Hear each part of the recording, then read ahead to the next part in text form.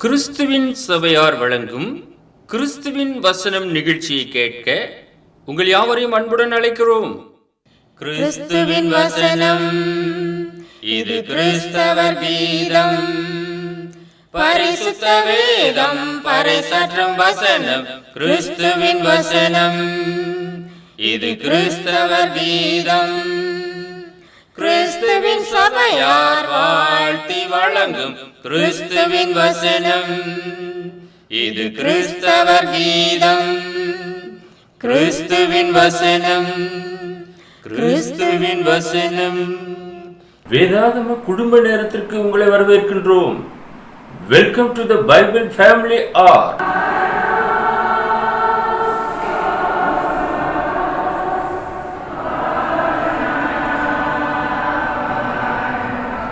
நம்முடைய ஆண்டவரும் இரட்சகருமாகிய இயேசு கிறிஸ்து சொல்லியிருக்கிறார், வேத வாக்கியங்களை ஆராய்ந்து பாருங்கள், அவைகளால் உங்களுக்கு நித்திய ஜீவன் உண்டென்று எண்ணுகிறீர்களே, என்னை குறித்து சாட்சி கொடுக்கிறவைகளும் அவைகளே என்று. யோவான் எழுதின சுவிசேஷம் 5வது அதிகாரம் 39வது வசனம். எனவே நாமும் வேத வாக்கியங்களை ஆராய்ந்து கற்றுக்கொள்ளுவோம். அன்பானவர்களே, வேதாகம குடும்ப நேர நிகழ்ச்சிக்கு உங்கள் யாவரையும் நம்முடைய ஆண்டவராய் இயேசு கிறிஸ்துவின் பரிசுத்தமான நாமத்தில் வாழ்த்தி வரவேற்பதிலே மிகுந்த மகிழ்ச்சி அடைகின்றோம்.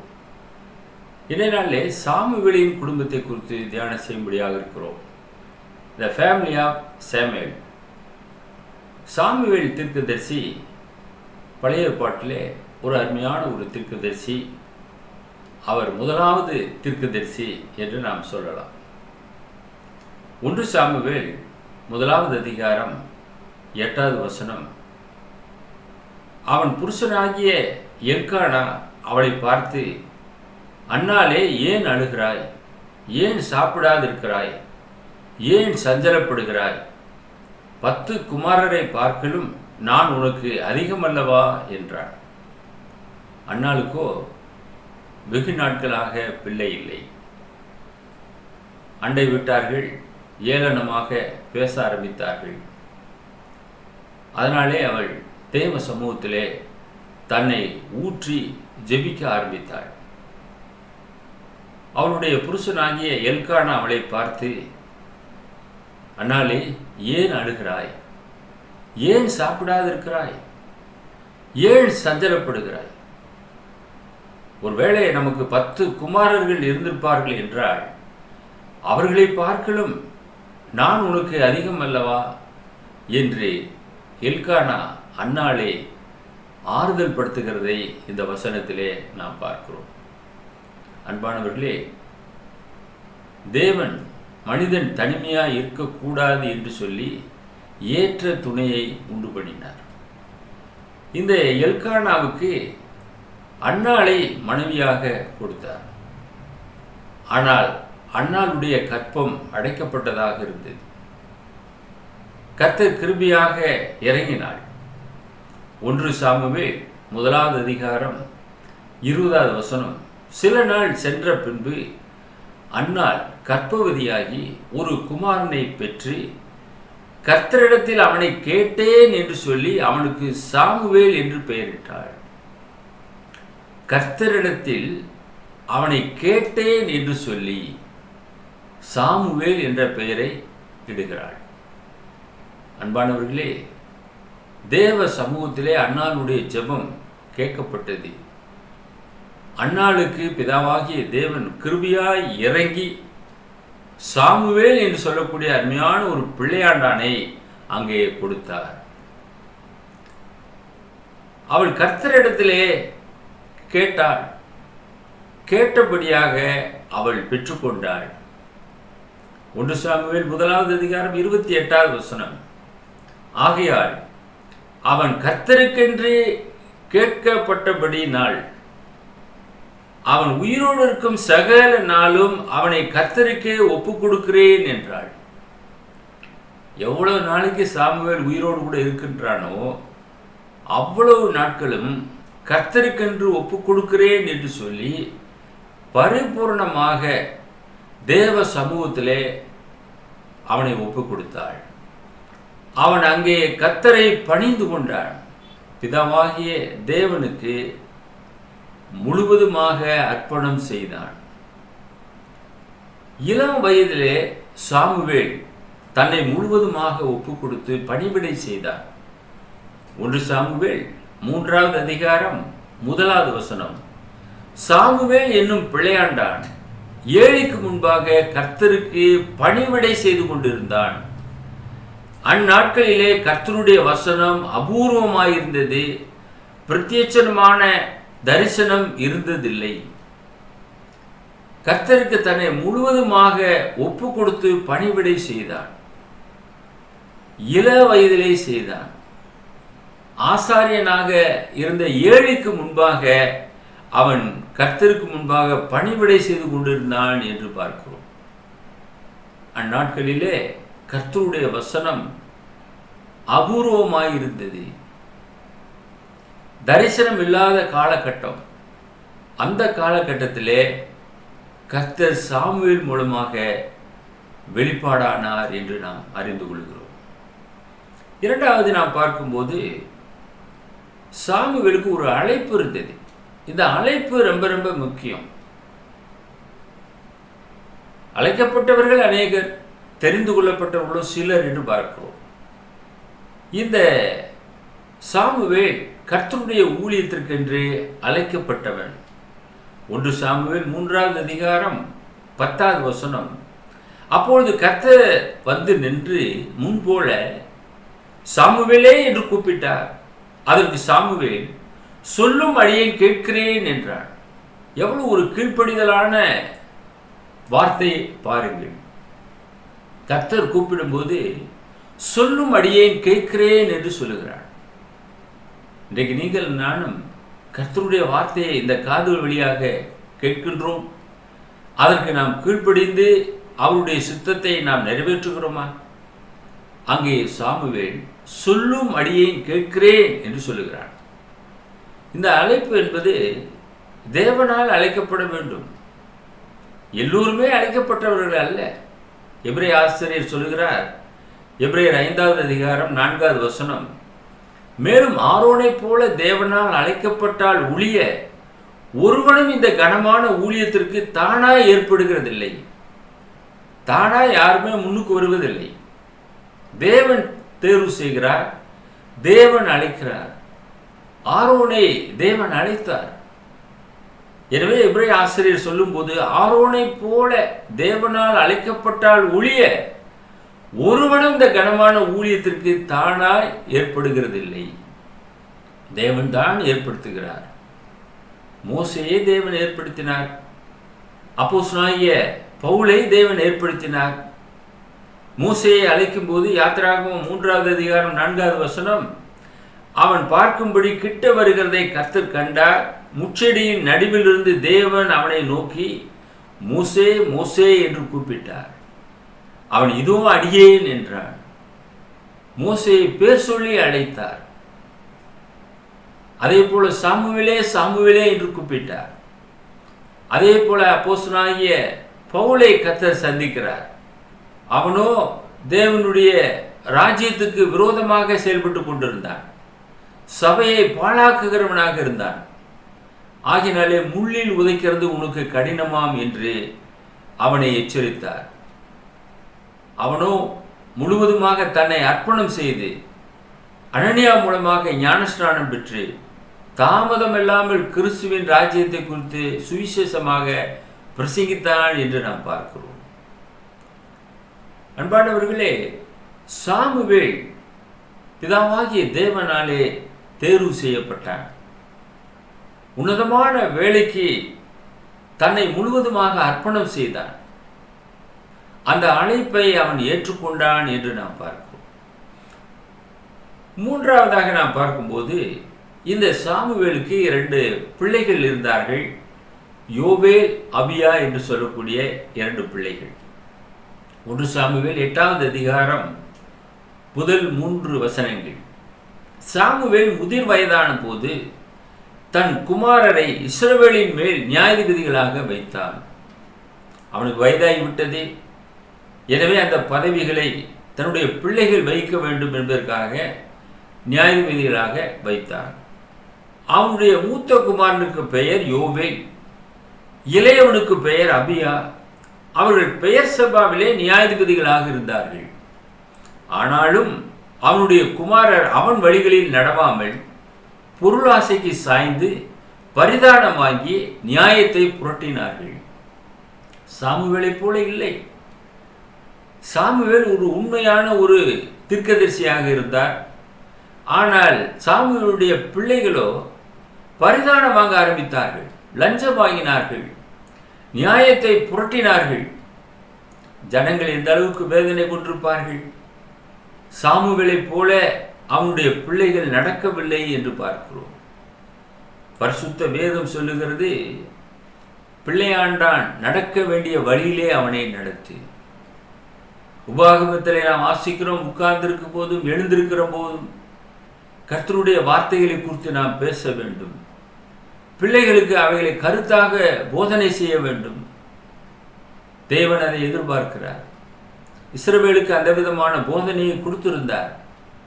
ஆனால் சாமுவேல் இளம் வயதிலே கர்த்தருக்கு பணிவிடை செய்த இந்த அருமையான உத்தம ஊழியக்காரன் தன்னுடைய பிள்ளைகளை வளர்க்கிற விஷயத்திலே அவன் சரிவர வளர்க்கவில்லை என்றுதான் நாம் சொல்ல வேண்டும்.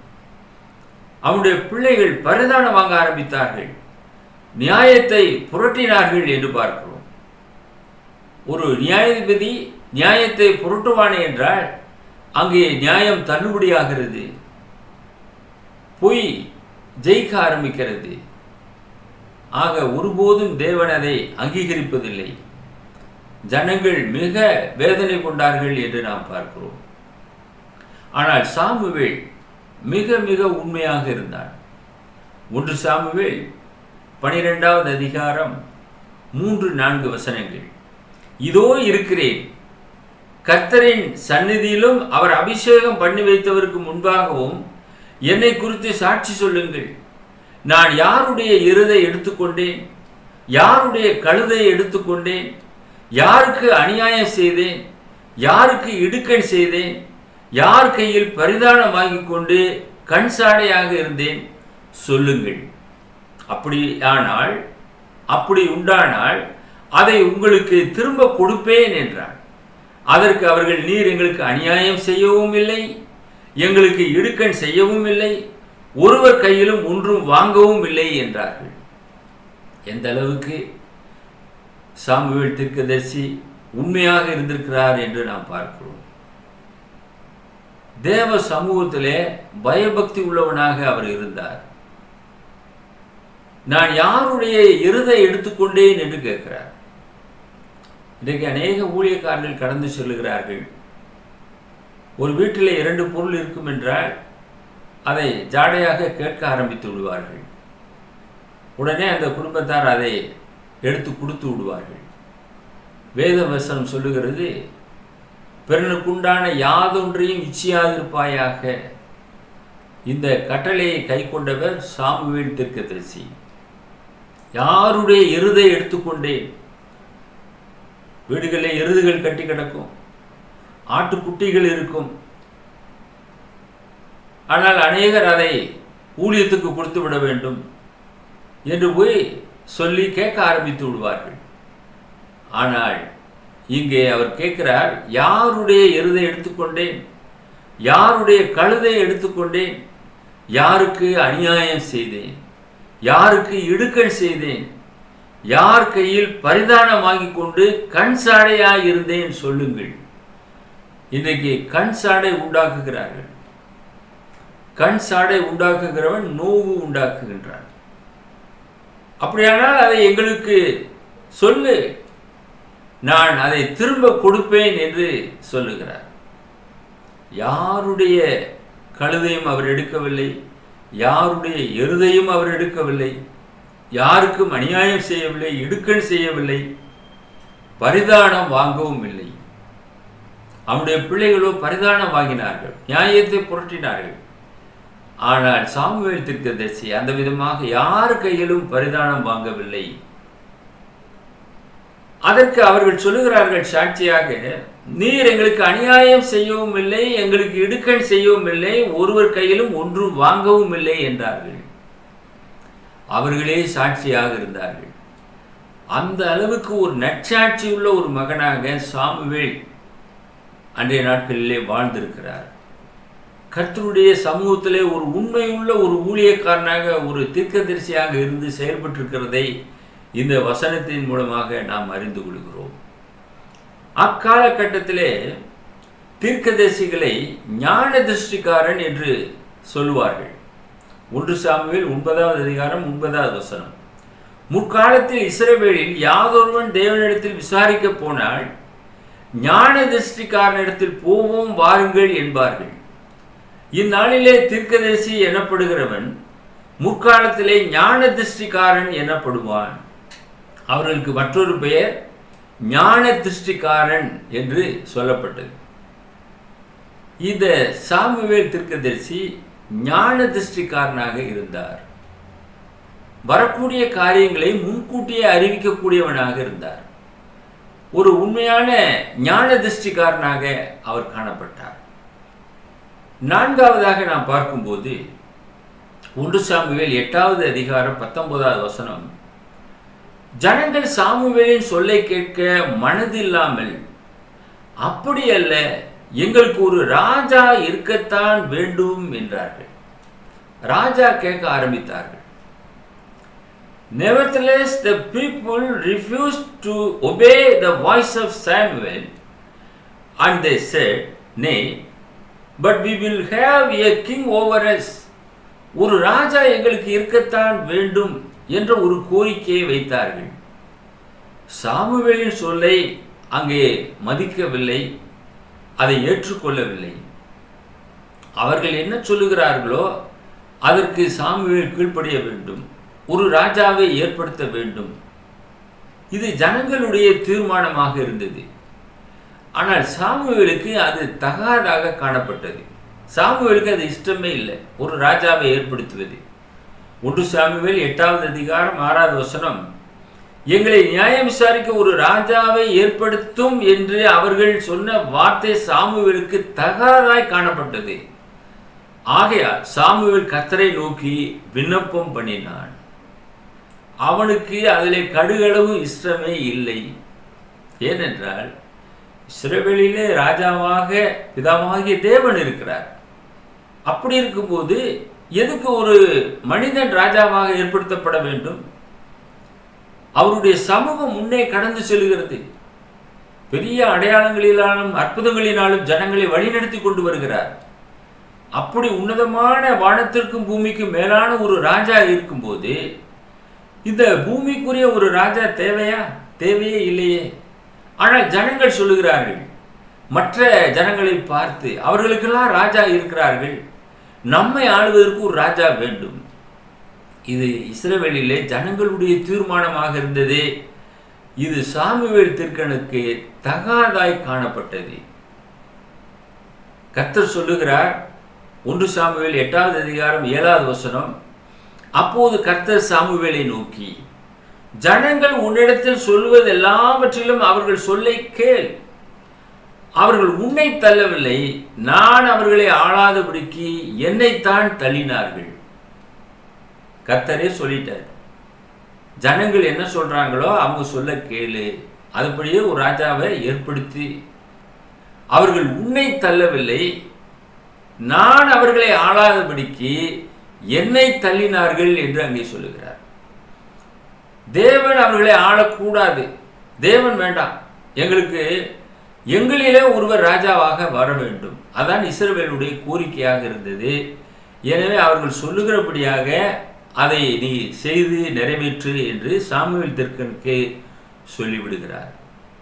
அன்பான சகோதரனே, சகோதரியே, இன்றைக்கும் அநேகர் செய்யக்கூடிய ஒரு தவறு அப்படி அல்ல என்று ஒரு வார்த்தையை சொல்லி தங்களுடைய யோசனையை முன்னுக்கு வைப்பார்கள். அது ஒரு பெரிய விபரீதமாக வந்து முடிந்துவிடும். அந்தபடியாக இஸ்ரவேலர்களுக்கு தேவனே ராஜாவாக இருந்த போதிலும் கூட மாமிச பிரகாரமாக எங்களிலே ஒருவன் எங்களை ஆள வேண்டும் என்று கேட்டுக்கொண்டார்கள். அந்த விதமாக சவுலை ராஜாவாக கொடுத்தார் என்று நாம் பார்க்கிறோம். ஐந்தாவதாக நமக்கான பாடம் என்ன?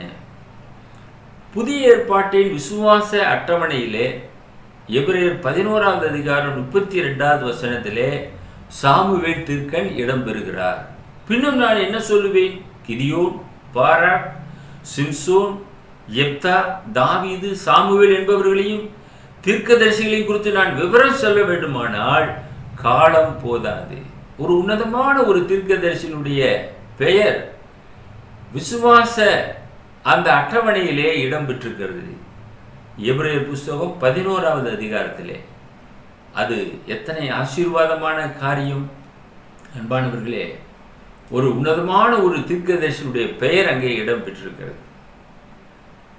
1 சாமுவேல் 15வது அதிகாரம் 23வது வசனம் கர்த்தருடைய வார்த்தையை புறம்பாய்க்கு போட்ட சவுலுக்கு சொல்லப்பட்ட காரியம், இரண்டகம் பண்ணுதல் பிள்ளி சூனியத்து பாவத்துக்கும் முரட்டாட்டம் பண்ணுதல் அவபக்திக்கும் விக்கிரக ஆராதனைக்கும் சரியாய் இருக்கிறது. நீர் கர்த்தருடைய வார்த்தையை புறக்கணித்தபடினாலே அவர் உம்மை ராஜாவாய் இராதபடிக்கு புறக்கணித்து தள்ளினார் என்றார். நீர் கர்த்தருடைய வார்த்தையை புறக்கணித்து உம்மை ராஜாவாய் இராதபடிக்கு கர்த்தர் உம்மை புறக்கணித்து தள்ளினார் என்று சவுலை பார்த்து சாமுவேல் தீர்க்கன் சொன்னார். அன்பானவர்களே, நாம் கர்த்தருடைய வார்த்தையை புறம்பாக்கி போடும்போது நம்மை அவர் புறம்பாக்கி போடுவார். நம்முடைய பெயர் ஜீவ புஸ்தகத்திலிருந்து கிறுக்கப்படும். உங்களுடைய பெயர் கிறுக்கப்படாமல் இருக்க வேண்டும் என்றால் கர்த்தருடைய வார்த்தையை புறம்பாக்கி போடாமல் இருங்கள். சாமுவேல் எச்சரித்தார். ஆனால் சவுலோ சாபத்திடானவைகளை வாங்கிக் கொண்டு தேவனுடைய வார்த்தையை மீறினான். அதனாலே அவனுடைய ராஜ்ய பாரத்தை புறம்பாக்கி போட்டார் என்று பார்க்கிறோம். மேலும் சாமுவேலை நோக்கி சவுல் சொல்லுகிறார். 1 சாமுவேல் 15வது அதிகாரம் 25-26 வசனங்கள். இப்பொழுது நீர் என் பாவத்தை மன்னித்து நான் கர்த்தரை பணிந்து கொள்ளும்படிக்கு என்னோடு கூட திரும்பி வாரும் என்றான். சாமுவேல் சவுலை பார்த்து, நான் உம்மோடு கூட திரும்ப வருவதில்லை. கர்த்தருடைய வார்த்தையை புறக்கணித்தீர். நீர் இஸ்ரவேலின் மேல் ராஜாவா இராதபடிக்கு கர்த்தர் உம்மை புறக்கணித்து தள்ளிவிட்டார் என்றார். The Lord has rejected thee from being king over Israel. இஸ்ரவேலிலே ராஜாவாயிராதபடிக்கு கர்த்தர் உம்மை புறம்பே தள்ளி போட்டார். நான் உம்மோடு கூட திரும்ப வருவதில்லை என்று தீர்க்கதரிசி தீர்க்கமான ஒரு முடிவை சொல்லுகிறார். அன்பானவர்களே, கண் கெட்டதுக்கு பின்பதாக சூரிய நமஸ்காரம் என்று சொல்லுவார்கள். ஆசீர்வாதத்தை எழுத விட்டான். கர்த்தருடைய வார்த்தையை புறம்பாக்கி போட்டான். அவனுடைய ராஜ்ய பாரமானது பிடுங்கப்பட்டது. அவன் செய்த தவறு, அவன் செய்த பாவம் அங்கே பின்தொடர்கிறது. ராஜ்ய பாரத்திலிருந்து தள்ளி அங்கே தாவீதுக்கு அந்த ராஜ்யத்தை கொடுத்தார் என்று பார்க்கிறோம். 1 சாமுவேல் 15வது அதிகாரம் 28-29 வசனங்கள்.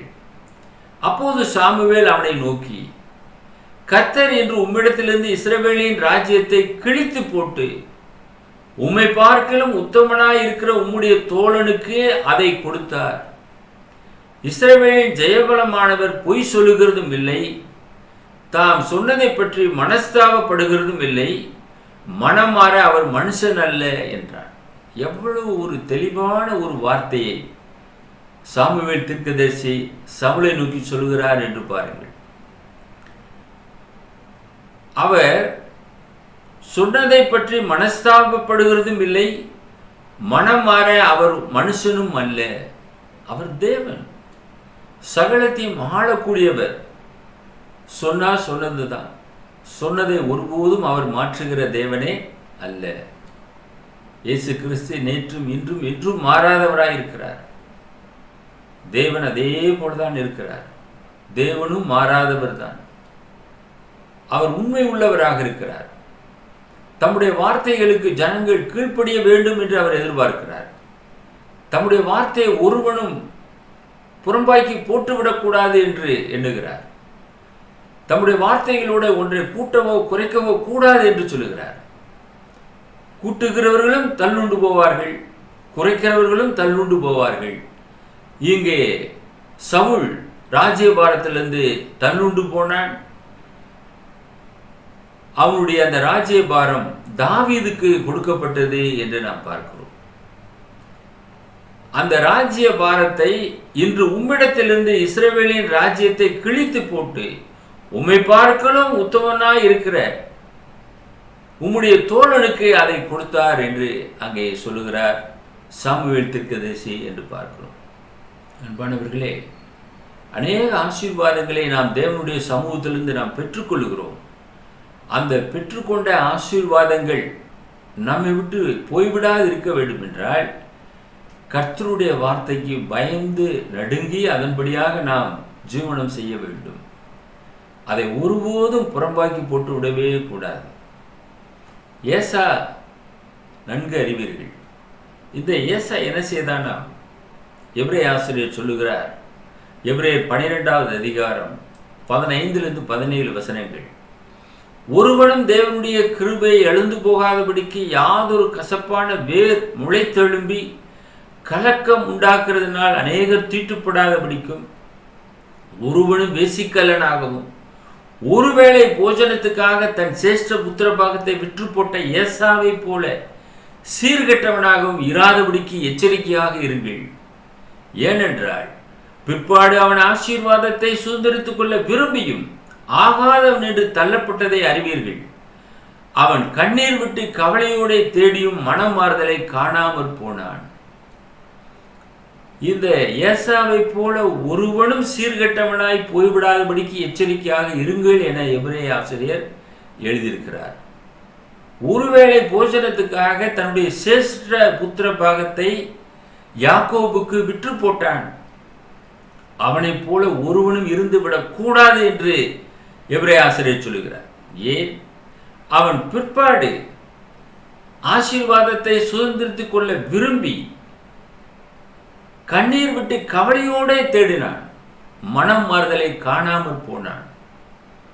அதை போலதான் சவுல் அங்கே சாமுவேலை நோக்கி சொல்கிறார், நீர் என் பாவத்தை மன்னித்து நான் கர்த்தரை பணிந்து கொள்ளும்படி என்னோட கூட திரும்பி வாரும் என்றான். அதற்கு சாமுவேல் சவுலை பார்த்து, நான் உம்மோட கூட திரும்பி வருகிறதில்லை, கர்த்தருடைய வார்த்தையை புறக்கணித்தீர். நீர் இஸ்ரவேலின் மேல் ராஜாவாய் இராதபடிக்கு கர்த்தர் உம்மையும் புறக்கணித்து தள்ளினார். அவர் உன்னை ரிஜெக்ட் பண்ணிவிட்டார். இனி ஒருபோதும் அவர் ஏற்றுக்கொள்ளவே மாட்டார். என்னதான் நீ மனம் திரும்பினாலும் அதை அவர் ஏற்றுக்கொள்ளவே மாட்டார். ஒரு முறை நாம் கர்த்தருடைய வார்த்தையை புறம்பே தள்ளுவோம் என்றால் நாம் ஆகாதவர்களாக தள்ளுண்டு போவோம். யூதாஸ் பாவம் செய்தான். அப்போஸ்தலருடைய கூட்டத்திலே அவனை இயேசு கிறிஸ்து ஏற்றுக்கொள்ளவில்லை. யூதாசே, நீ செய்கிறதை சீக்கிரமாய் போ, யூதாசே நீ செய்கிறதை சீக்கிரமாய் செய் போ என்று சொல்லி அவனை அனுப்பிவிட்டார். அவனோ அப்போஸ்தலர் கூட்டத்திலிருந்து அவன் கடந்து சென்று விட்டான். அவனுக்குள்ளாக சாத்தான் புகுந்தான். அன்பானவர்களே, கர்த்தருடைய ராஜ்யத்துக்கு விரோதமாகவும் கர்த்தருடைய வார்த்தைக்கு விரோதமாகவும் நாம் சிந்திப்போம், செயல்படுவோம் என்றால் நாமும் தள்ளுண்டு போவோம். எனவே எச்சரிக்கையாக இருக்க வேண்டும். தேவன் உங்களை ஆசீர்வதிக்க உங்களுக்காக நாங்கள் ஜெபம் செய்கிறோம். எங்களை நேசித்து வழிநடத்துகிற பரலோகத்தின் பிதாவே, சாமுவேல் தீர்க்கதரிசியை ஆசீர்வதித்த தேவன் எங்களோடு கூட இருப்பதற்காக உமக்கு நன்றி சொல்கிறோம். சாமுவேலை போல சொல்லும்படியும் கேட்கிறேன் என்று நாங்களும் சொல்லி உம்முடைய சித்தத்தை நிறைவேற்றத்தக்கதாக ஞானத்தையும் பலத்தையும் எங்களுக்கு தந்தரல வேண்டுமாய் எங்கள் அன்பின் ஆண்டவர் இயேசுவின் மூலமாக இந்த ஜெபத்தை ஏறெடுக்கிறோம் எங்கள் பரலோகத்தின் பிதாவே. ஆமென். glory@gmail.com. View our The Word of Christ program on YouTube channel. May God bless you all. மீண்டும் அடுத்த நிகழ்ச்சியில் உங்களை சந்திக்கும் வரை கர்த்தருடைய கிருபை நம் அனைவரோடும் கூட இன்றும் என்றும் சதா காலங்களிலும் இருப்பதாக.